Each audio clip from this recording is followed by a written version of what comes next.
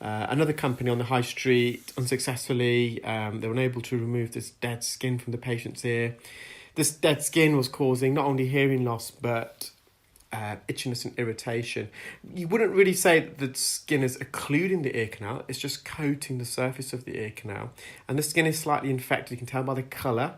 They had been using a few drops a day before, and because there's some dead skin coating the eardrum, it was also causing some hearing loss. So the eardrum wasn't as mobile as it normally would be with this dead skin there. Now, this patient has got a very narrow ear canal entrance and the cartilage is quite thick. So we've had to stretch the ear open. We do that by pulling the patient's pinner back on up. So the pinner is the external cartilage.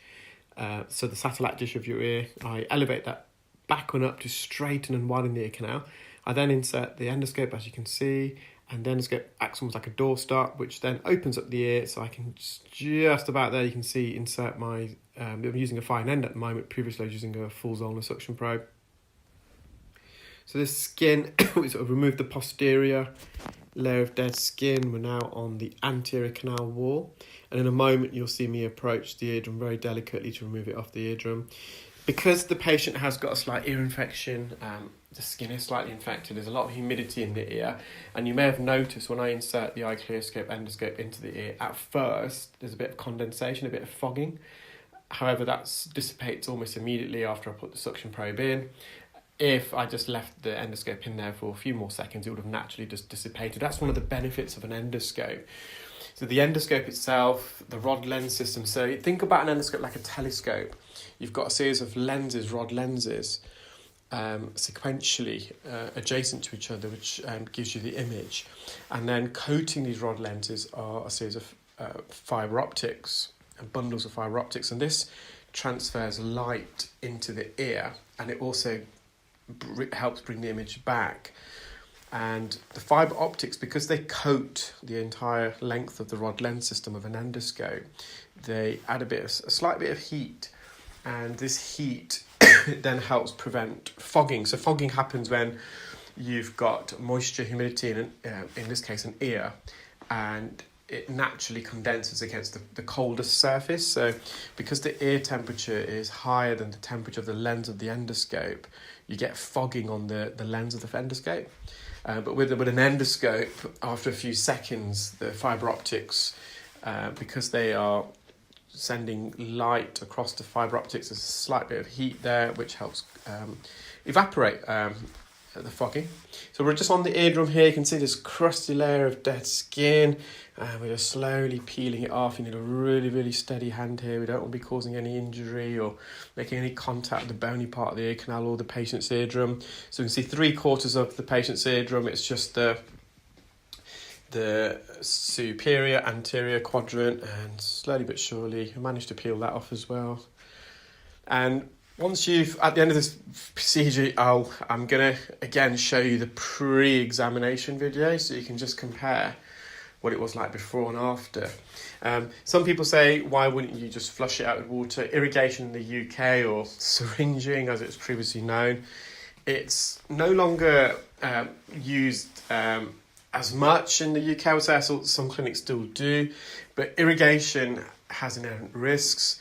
It's not to say it's going to cause every single person that undergoes a treatment an ear infection, but one of the biggest risks of ear irrigation or syringing is developing an ear infection, because water, if you've been watching my videos, I'm trying to educate the viewers just to promote your own ear health. Do not get water in your ear. I have said it a few times, and I will continue saying it. It's more for your own benefit, because water is really, really bad for the ears, guys.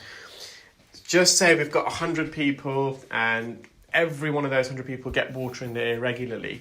The majority of these people will be fine, but just say 5% of those people will then develop swimmer's ear, and you can't predict which 5 of those 100 will develop swimmer's ear. And once you've got swimmer's ear, it can cause no end of problems. You can get stenosis and narrowing of the ear canal, chronic ear infections, and even with constant and regular use of antibiotics or antiviral or antifungal treatment in the ear, it can be hard to shift. So just don't risk it. Water can cause an infection in the ear. It's called swimmer's ear. It kind of washes away the acidity as well. So the acidity helps to keep or inhibit, should I say, bacterial growth in the ear. So irrigation, yes, that's not going to peel skin. The skin is embedded. We do have to go through the mechanical motion of peeling. Skin is just going to flush water. If it's excessive amount of pressure, when you syringe or irrigate it, you run the risk of perforating the eardrum. Some patients have a perforation already, or grommets, or a ventilation tube or a T-tube.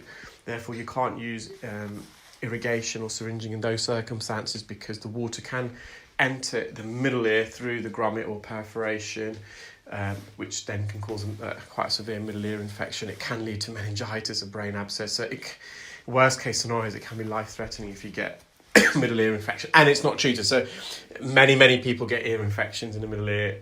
But there has been instances where it has got quite serious. So just don't take the risk, guys. So if you go swimming regularly, when you shower, just avoid water in your ear. So ways you can avoid water in your ear: you can simply just get some cotton wool and some Vaseline and create a little plug at the entrance. Don't push the cotton wool in too deep, because you're going to have to remove this cotton wool, and if you do have a bit of wax, you may push it further in. You can get custom swim molds, so the cast is taken of your ear, and a silicone mold, hypoallergenic material is used to do that. You can get over-the-counter swim plugs as well, so foam inserts and silicone inserts.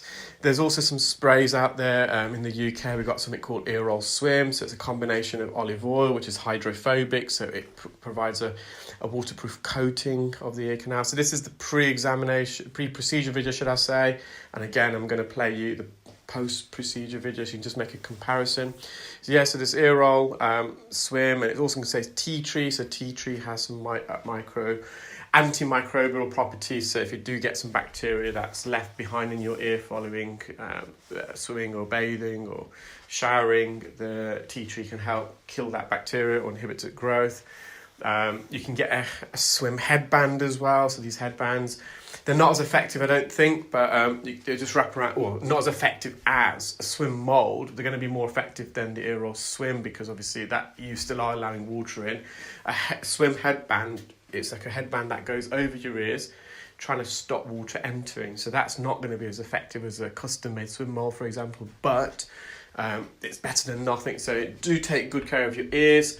Never put anything smaller than your elbow in your ear, guys. That's something else I always preach to my patients. So don't poke in your ears, basically. Nothing smaller than your elbow in your ear. It's an old granny's tail. Don't get water in there. If you want, you can use some kind of olive oil spray, I recommend, but it's olive oil spray that's meant for the ear, guys, not home olive oil. You can sometimes develop an infection with that, because it's not completely sterilised or refined for safe use in the ear. So you get the stuff over the counter that's meant for your ear. I hope you enjoyed that video, guys. Sorry for going on a bit. I just wanted to give you some good pointers and tips for ear health. I think I've mentioned it, but I'm going to say it again. No Q-tips, no cotton buds, guys. Please don't. If you trim the hairs on your tragus or concha bowl, so basically any hairs on the outer part of your ear, I know some people like trimming them, especially men like myself, when we reach a certain age. That's fine, but just put a bit of cotton wool just at the entrance, just to seal the entrance, not too deep in, just to block the entrance, and then trim so you avoid these hairs going into your ear. These hairs can cause a matting of earwax, so it prevents natural migration. I better stop now, because I think we're talking